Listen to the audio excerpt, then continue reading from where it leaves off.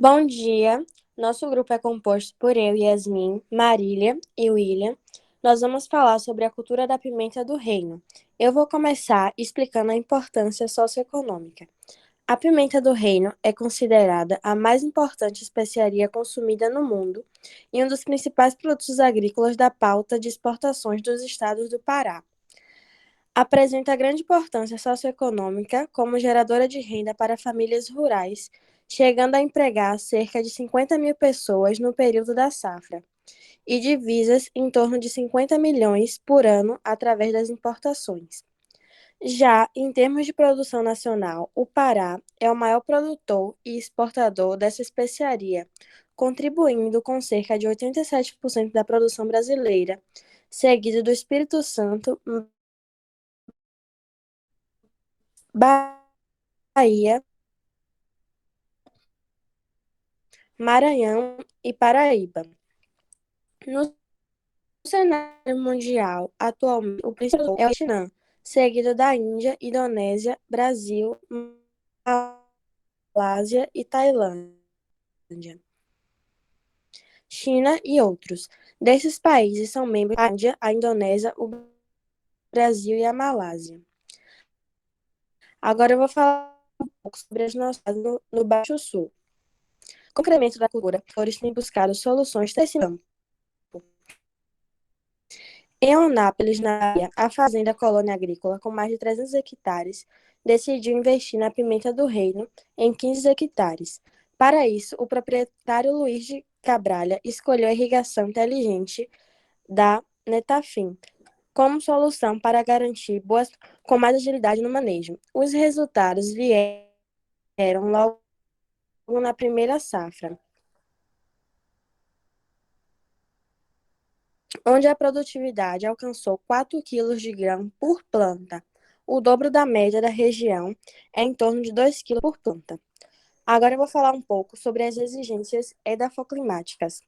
O clima ideal para a cultura da pimenta do reino é o quente e úmido, com boa distribuição de chuvas durante o ano. A umidade relativa deve ser superior por cento e a temperatura média entre 25 graus Celsius e 27 a diversos tipos de solo, especialmente aos bem drenados e com teor de argila suficiente para reter a umidade durante o período mais seco do ano.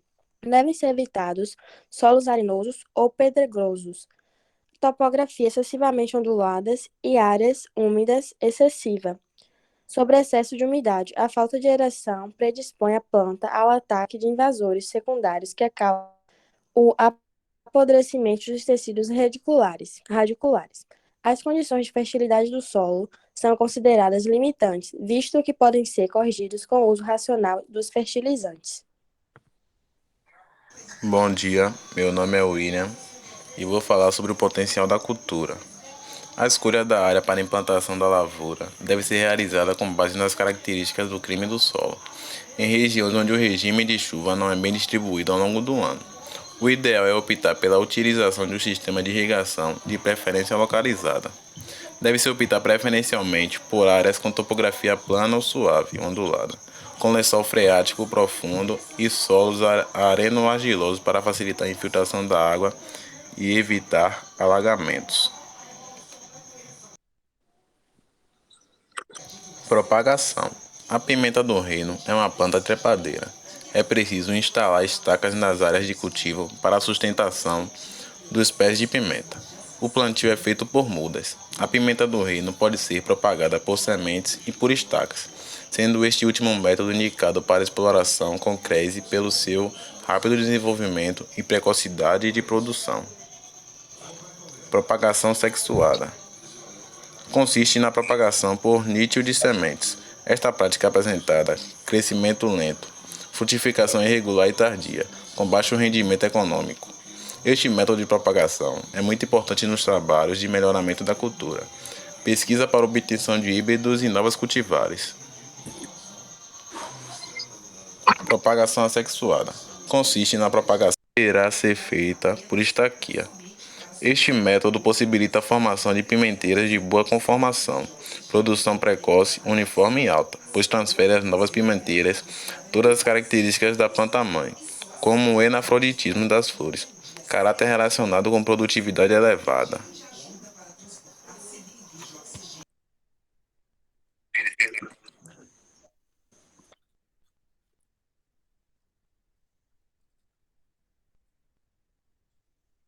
Propagação através de estacas enraizadas.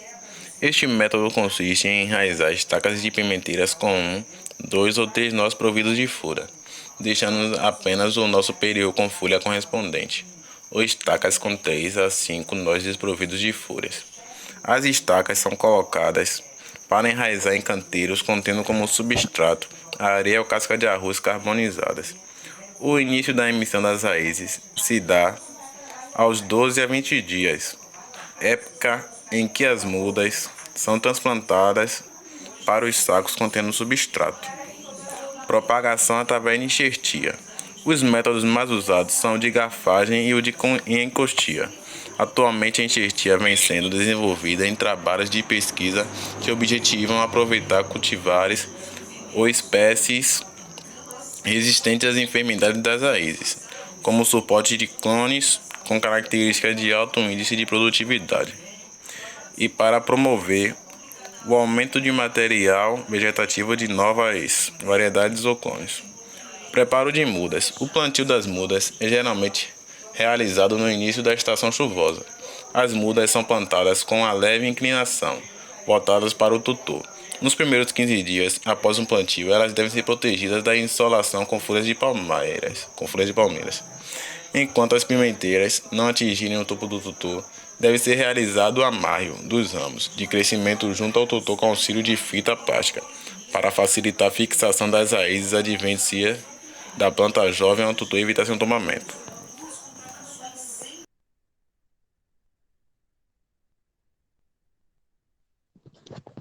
Bom dia, meu nome é Marília e eu vou falar sobre o manejo da cultura.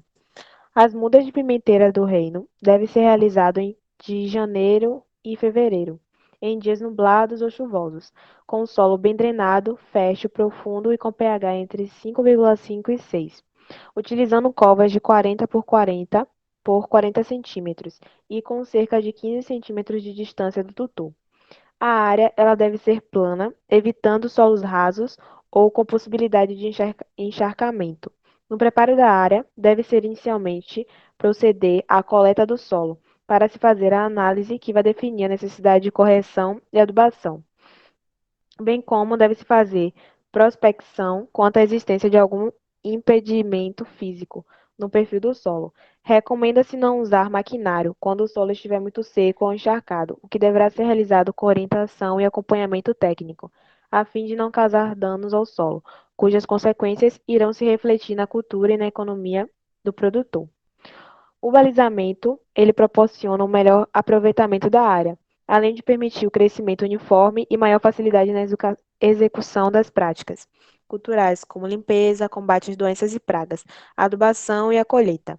O balizamento e piqueteamento são feitos com base no espaçamento recomendado para a cultura. Os espaçamentos mais utilizados são 2 metros por 2,5 metros, que é o de fileira simples, 2,5 metros por 2,5 metros, que também são fileiras simples, 2,5 metros por 2,5 metros, fileiras duplas com 5 a 7 metros entre cada duas fileiras, 2,5 metros por 2,2 metros, fileiras duplas com 5 metros entre cada duas fileiras.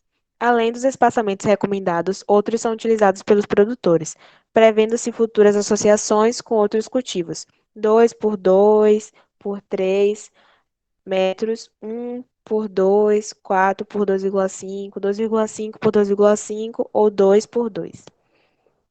Aí temos uma foto do manejo da cultura. Bom, agora eu vou falar sobre a colheita. Para a colheita, os frutos eles devem estar maduros, com coloração predominante do amarelo ao vermelho.